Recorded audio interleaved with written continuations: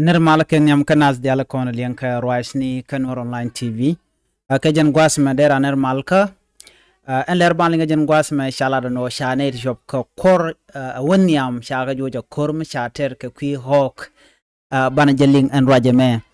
Mi jira ma jidit kajan channel me de jite jan go jin nywaka kanasen ko kien ko deler tin kon gorke delar ke tungne internas de ken kula mala shub gwasne tin kon gor kon ke de ko ten.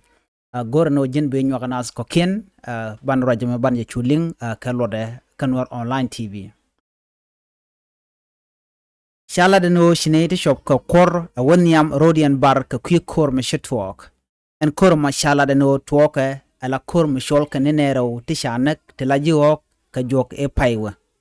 shala beno koromo twoka gwas kwen ka changa jandaro wide bakel ka paiwero ron kina daro wide jandangro wide diok reweka la kamadi payam ke Equatorial State. Chala dano kena stin cha jojo kor shikarodian bar rei lukus ni kan dul gori kenetin magnas kamandari ni kenetin chanak nero tila yeno ka kor joka me paiwa. Antama shika nas makare wechen wini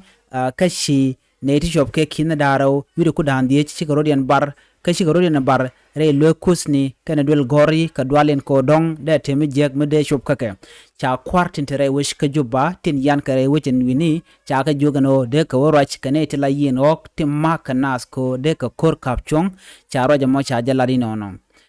en kore me tuogare wichin wini gwas mishi mundar ni cha ka nero ka kwi okien